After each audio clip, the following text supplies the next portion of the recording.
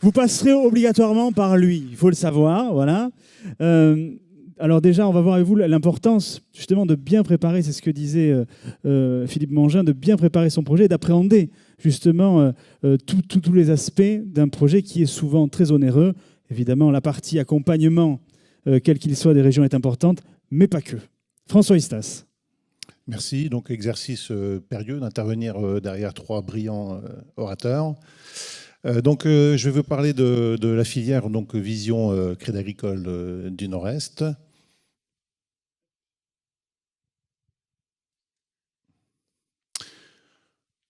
Donc, ça a été dit par les différents intervenants. La filière méthanisation, pour nous, est considérée comme une réelle filière d'avenir.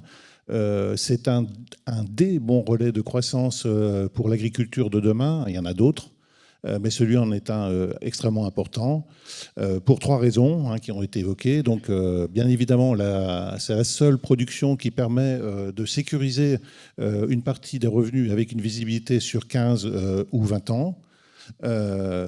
C'est un intérêt agronomique qui est encore sous-estimé, mais qui méritera d'être affiné. Et puis, bien évidemment, c'est une production verte et vertueuse qui permet la décarbonisation de l'agriculture. On est aujourd'hui dans une phase plutôt d'alignement de planète. Vous avez vu les différents intervenants précédents. La filière s'est quand même passablement structurée depuis ses débuts. Elle se professionnalise, elle va continuer à le faire. L'AMF met en place des actions extrêmement importantes pour nous en termes de formation et aussi en termes d'audit des process. Les différents acteurs sont intervenus, donc les pouvoirs publics, les énergéticiens. Donc on voit que de ce côté-là, c'est plutôt aligné aussi. Et puis, je pense qu'on a une prise de conscience du monde agricole devant les mutations de notre agriculture, l'année 2016, qui a marqué quand même tous les esprits, la prochaine réforme de la PAC.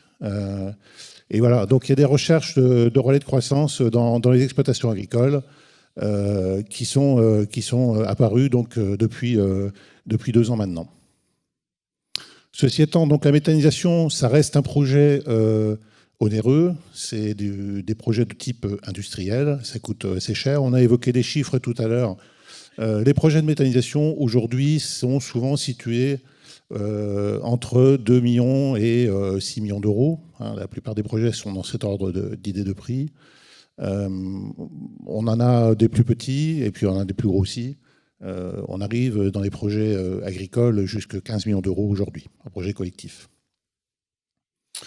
Donc, les pouvoirs publics gardent une importance extrêmement indispensable pour pouvoir continuer à accompagner cette filière. C'est une filière qui doit continuer encore à mûrir. On a dit qu'elle se professionnalise, mais on a encore aujourd'hui des bureaux d'études, des constructeurs qui n'ont pas le recul ou pas la compétence. Donc, il faudra être vigilant sur ce point-là. Et puis, un élément extrêmement important, ça restera la formation des porteurs. Et donc, j'ai bien noté la mise en place d'une formation par l'AMF. Je pense qu'on la rendra assez vite obligatoire pour pouvoir ouvrir un dossier de financement.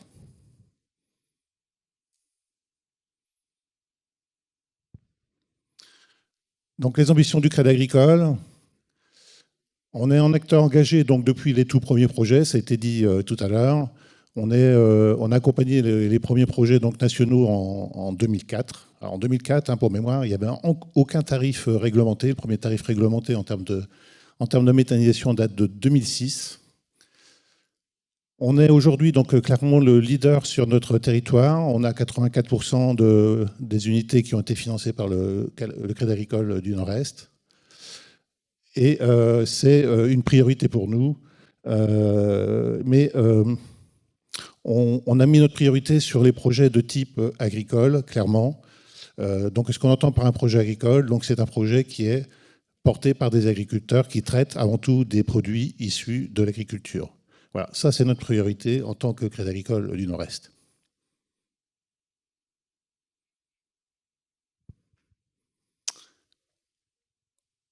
Pour cela, on a mis en place des moyens.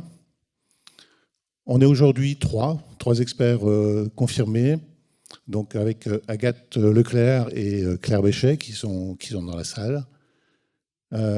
Donc ce sont des experts qui sont déjà proches de chez vous. Hein, on est chez vous en moins d'1 heure. Et qui vous suivent depuis l'idée jusqu'à l'exploitation, parce qu'en fait la méthanisation, enfin, pour ceux qui exploitent déjà des projets, c'est jamais un long fleuve tranquille, il y a toujours des choses qui se passent. Et donc votre expert est toujours là pour faire des réglages en cours de route sur les projets ou sur des développements ultérieurs des unités qui sont déjà en place. On a mis en place un outil d'analyse dédié, assez complet, et qui est mis à jour régulièrement. Et puis, on a aussi mis en place des techniques de financement dédiées pour la méthanisation. Je vous en parlerai plus en détail tout à l'heure. Tout ça pour une approche qui sera pragmatique et individualisée. On ne peut pas aujourd'hui avoir une approche structurelle, modélisée sur la filière. Chaque projet reste un projet individuel et particulier. Et puis, nous participons aussi donc, à différents groupes de travail, tant nationaux, régionaux que départementaux. Un point important, donc on est dans le réseau Crédit Agricole SA, donc avec plusieurs correspondants pour chaque caisse régionale, ce qui nous permet de mettre en commun nos expériences et nos retours d'expérience sur différents systèmes de méthanisation.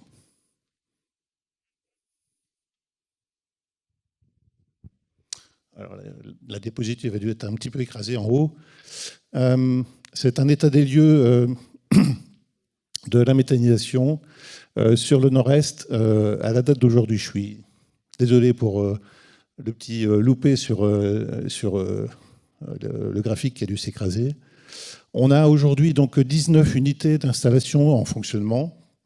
On en a 9 en construction et on en a 77 qui sont aujourd'hui à l'état de projet, dont 35 qui sont en état d'étude de faisabilité. Donc étude de faisabilité, c'est-à-dire qu'on est déjà quand même relativement avancé dans le projet. Et puis 42 qui sont en réflexion.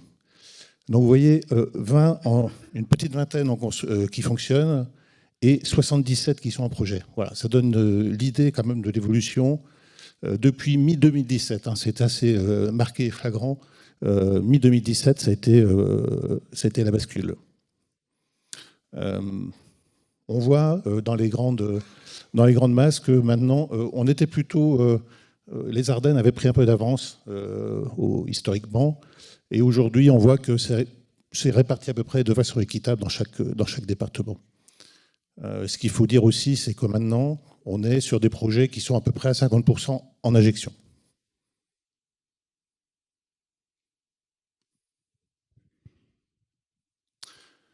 Donc, pour pouvoir présenter un projet de méthanisation, il y a un certain nombre de préalables.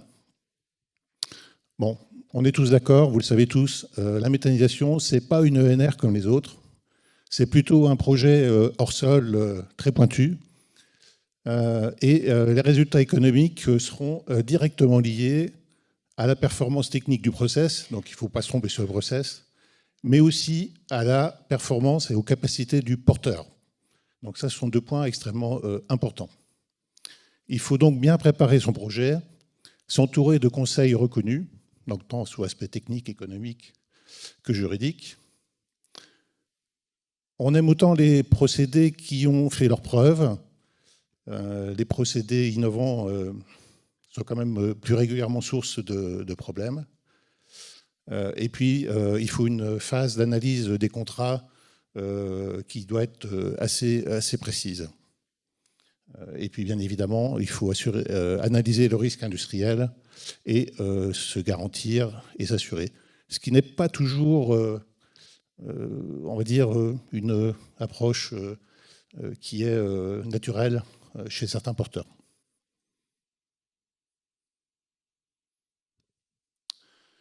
Donc rapidement, notre outil d'aide à la décision, c'est un outil donc, qui est mis à jour régulièrement. On va regarder un peu plus en détail sur la diapo d'après. Donc ça permet de viser la partie technique, la partie économique, la partie trésorerie et besoin en fonds de roulement, qui est extrêmement importante et parfois sous-évaluée dans les projets.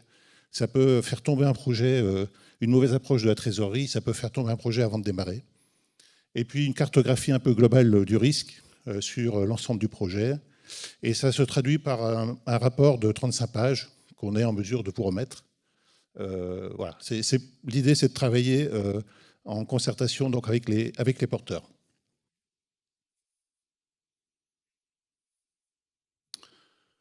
La typologie d'une approche, on va regarder tout d'abord le porteur, sa capacité donc, à travailler sur un projet complexe, industriel. On va travailler sur le gisement. Alors notre approche, je prends souvent l'exemple pour s'imaginer donc une cible. En approche agricole, on considère voilà, le cœur de la cible, c'est ce qu'on peut sortir de l'exploitation agricole. Le deuxième cercle de la cible, c'est ce qui va provenir de l'environnement direct de l'exploitation. On va prendre par exemple les coopératives ou des choses comme ça, des choses qui sont quand même très liées à l'exploitation agricole. Et puis après, on va élargir le tableau avec des produits qui seront de plus en plus industriels. On considère qu'en agriculture, on doit caler notre business plan sur les deux premières cibles, enfin le cœur et éventuellement le premier cercle. Ce qui ne veut pas dire que dans la vie du projet, on ne pourra pas avoir accès à d'autres gisements. Mais en tout cas, quoi qu'il se passe, l'agriculteur sera en mesure de faire tourner son unité sur la base de produits qui proviennent de son exploitation ou de son environnement direct.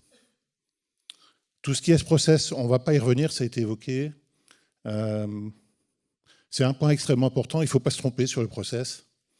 On est aujourd'hui plutôt sur des process en voie humide. Il en existe d'autres. On a de la voie sèche continue qui arrive sur des gros projets plutôt, et la voie sèche discontinue qui a rencontré plus de problèmes que la voie humide pour le moment, mais qui on espère va se professionnaliser aussi. Et puis donc après on regarde l'aval, la valorisation du digestat, les plans d'épandage. Les autres aspects, donc c'est l'aspect communication, ça s'est évoqué chez RDF, c'est bien vous accompagner sur ce sujet-là. L'aspect environnemental, vision du public. Un point important, c'est toute la forme juridique, fiscale du projet. Et puis après, on va rentrer vraiment dans le cœur, hein, c'est toute la partie donc, économie, business plan. Donc on retravaille les business plans des constructeurs ou des bureaux d'études. On a une approche de banque. Voilà. Et l'aspect, alors c'est un peu plus large que l'assurance, c'est la cartographie du risque et la protection du risque. Voilà, est-ce que j'ai bien identifié tout mon risque, tant sur la phase projet que sur ma phase d'exploitation, et comment je traite ou comment je me préserve de ce risque-là, dont l'aspect assurance.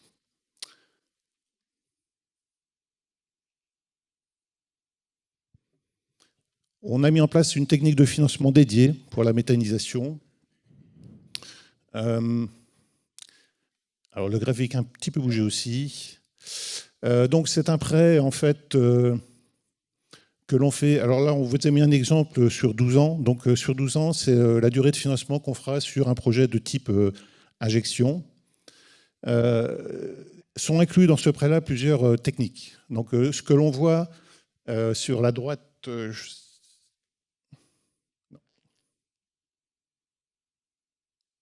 Bon. Ce que l'on voit sur la gauche, avant le trait noir, c'est ce qu'on appelle une phase d'anticipation. Donc ça vous permet de débloquer progressivement donc, vos financements au fur et à mesure de l'avancée des travaux, au taux du prêt. Hein, c'est du prêt moyen terme de la gamme agricole, donc des taux agricoles. Et donc le temps zéro, donc c'est la première barre noire, c'est donc le démarrage de l'unité. Et donc on consolide l'ensemble des déblocages et on met en force le financement pour une durée de 12 ans. On commence en général par une période de différé, donc ça correspond plus ou moins au premier réglage de l'unité de méthanisation. On propose souvent 6 mois, mais ça peut être tout à fait modulable. Voilà, c'est le temps que l'unité se règle et trouve ses marques. Et puis donc après, on amortit le prêt sur une durée de 11 ans et demi, sachant que sont compris dans le financement, c'est contractuel, la possibilité de moduler ces échéances, donc de 30%, Ça marche moins bien que prévu. On réduit de 30% ces échéances. Ça marche mieux que prévu. On augmente la fréquence le montant de ces échéances. Pardon. Et puis, on peut toujours imaginer donc, un crash, entre guillemets, l'unité à l'arrêt pendant 3 mois, 6 mois, 1 an. On peut poser donc, le financement. Voilà. Donc tout ça, c'est contractuel. Et donc tout ça, ça a pour effet de repousser l'échéance finale du prêt dans une limite de 3 ans. Donc quand on vous parle de prêt de 12 ans, en fait, c'est pas tout à fait un prêt sur 12 ans, c'est un prêt sur 12, plus 2, plus 3, c'est-à-dire c'est un financement sur 17 ans. En cogénération, on pourrait aller un peu plus loin, on pourrait aller jusqu'à 13 ans, et donc aller sur un financement d'une durée totale de 18 ans. Voilà, donc ça c'est la partie, on va dire, moyen terme. La partie fonds propres, point important. Bon, les fonds propres sont nécessaires, ce sont des projets quand même conséquents, on ne va pas se cacher la face. Et jusqu'à aujourd'hui, ces fonds propres étaient quand même en bonne partie apportés par les subventions. Donc on va avoir une vraie question qui va arriver demain. Et donc, on est tout à fait ouvert pour travailler donc, avec les collectivités, avec les financeurs, pour rechercher des solutions alternatives. J'insiste très fort sur l'approche BFR. C'est souvent un point qui est négligé dans les approches des bureaux d'études des constructeurs. Pas tous, certains le font très bien. La méthanisation, ça consomme de trésorerie. Si les produits viennent des exploitations, c'est de la trésorerie qui va être prise sur les exploitations. Il est hors de question d'aller mettre une exploitation en difficulté financière parce qu'elle doit se faire payer la méthanisation et que la méthanisation, on n'a pas les moyens de la payer. Donc cette approche BFR, on la prend en compte, on la calcule, même si elle dégrade un petit peu la rentabilité du projet. En tout cas, on ne se cache pas derrière notre petit doigt. Un ratio cible important, c'est le ratio qu'on appelle le DSCR. Donc pour faire simple, la DSCR, c'est l'EBE net de fiscalité sur les échéances. On s'est fixé un DSCR cible moyen sur donc la durée des 12 ans à 120%. Et un retour sur investissement inférieur à 10 ans. Voilà. Bon, c'est un point important. Je ne sais pas si vous avez des questions à ce stade-là. On verra ça après, justement. En conclusion. Alors, 2 exemples. Ce n'est pas encore tout à fait la conclusion. 2 exemples. Un projet en injection. Alors, ce sont des exemples réels. Donc, un projet en injection. Donc là, on était sur... C'est un 125 normomètres cubes. On était sur un investissement de 4,8 millions. On a estimé le BFR à 400 000 €, donc il y a pas mal de cultures à acheter sur les exploitations agricoles. Et puis, le préfinancement, c'est tous les coûts avant la mise en service, les frais d'études, les intercalaires, etc., les frais de dossier, à 40 000 €. Donc, on arrive à un total de besoin de 2 240 000 pardon, qui a été financé donc, pour 700 000 en subvention, pour 300 000 en apport des porteurs. On a fait un prêt de 4 millions et on a financé donc une partie du BFR de 400 000 en fait, sous forme de court terme, le reste étant dans le prêt principal. Voilà. Et donc ça, c'est une unité qui tourne aujourd'hui. Donc le taux de subvention, 14,6%. Le BE annuel, un petit peu au-dessus de 500 000 €. L'annuité, 385 000. On arrive à une DSCR de 129, correct. Et un temps de retour sur investissement de 9 ans. Voilà. Donc c'est une unité, normalement, qui devrait au moins atteindre ces chiffres-là. Donc ça, c'est une unité en injection. Un exemple en cogénération. Donc là, on est sur un projet de 250 kW électriques. On est sur un investissement de 2 580 000, ce qui peut paraître assez cher au premier abord. Simplement, il y a pas mal de... en cogénération, on a dit, il y a de la chaleur.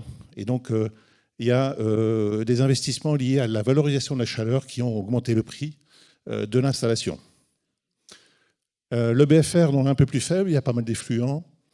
Préfinancement 20 000 €. Donc, total des emplois, donc 2 680 000. Et en face, donc en ressources, subvention 400 000, apport 130 000, prêt moyen terme 2 100 000, prêt court terme 50 000, taux de subvention 15,5%, EBE 255 000 €, annuité 194, DSR 124,7, on est OK, temps de retour sur investissement 9 ans, on est OK. Il devrait bien marcher aussi, il n'est pas encore en route. Mais le constructeur est validé chez nous. Donc rapidement, synthèse. Donc un marché qui doit continuer à se professionnaliser, c'est important. Des enveloppes de subventions, on l'a vu tout à l'heure, qui atteignent leurs limites et qui nécessitent de repenser l'approche financière des projets. On sera là, on sera prêt, on travaillera avec les financeurs. La cogénération, globalement, qui a tout son sens, surtout dans les exploitations d'élevage, mais qui est plus complexe à mettre en œuvre en termes de rentabilité. Le bilan énergétique de la cogénération est en électricité, on va dire, pure et pas le même. C'était évoqué tout à l'heure par M. Couac. Donc la cogénération est un peu plus compliquée à travailler. Et puis, donc, sur le réseau de gaz, on a bien compris les enjeux pour demain. Mais les tuyaux restent à installer, ne sont pas encore installés, donc il faudra les installer pour qu'on puisse mettre les méthaniseurs au bout. C'est une vraie filière d'avenir, c'est un vrai enjeu pour l'agriculture de demain. C'est la seule production agricole, je répète, qui a une visibilité en termes économiques et de rentabilité sur 15 voire sur 20 ans. Aujourd'hui, on peut dire qu'on a des retours d'expérience qui sont globalement favorables. Les résultats techniques et les résultats économiques sont au rendez-vous, sous réserve que le projet soit bien appréhendé. Et puis, bien évidemment, vous pouvez compter sur un partenaire financier historique et engagé aux côtés des porteurs. Merci. Merci François Istas. 84% pour l'instant. Le financement des méthaniseurs sur le territoire se fait par le Crédit Agricole. Donc évidemment, votre objectif et votre mission, c'est de faire en sorte qu'avec l'évolution et le développement des méthaniseurs sur les deux territoires que sont le Nord-Est et les Hauts-de-France, vous mainteniez et vous augmentiez ce pourcentage de pénétration. Ça, c'est pour la pression au niveau du Crédit Agricole. C'est Madame la Présidente qui m'avait demandé de bien le dire. On va justement s'intéresser, parce que vous êtes tous dans la salle des agriculteurs. On voulait vraiment, dans cette dernière partie, faire en sorte d'avoir des agriculteurs avec nous qui ont porté un projet pour qu'ils nous racontent leur retour d'expérience sur tous les sujets qu'on a abordés, parce que vous avez eu devant vous, évidemment, l'ensemble, enfin une grosse partie des acteurs avec qui vous co-construisez ces projets. Il n'empêche que rien ne vaut la réalité du terrain. Donc je vais vous demander d'accueillir avec nous, donc ici sur scène, 3 méthaniseurs de cogénération et d'accueillir donc 3 porteurs de projets. Donc Guillaume Poncin, Fabrice Pierson et Benoît Ratuéville. Donc vous pouvez d'ores et déjà les applaudir. Asseyez-vous, messieurs.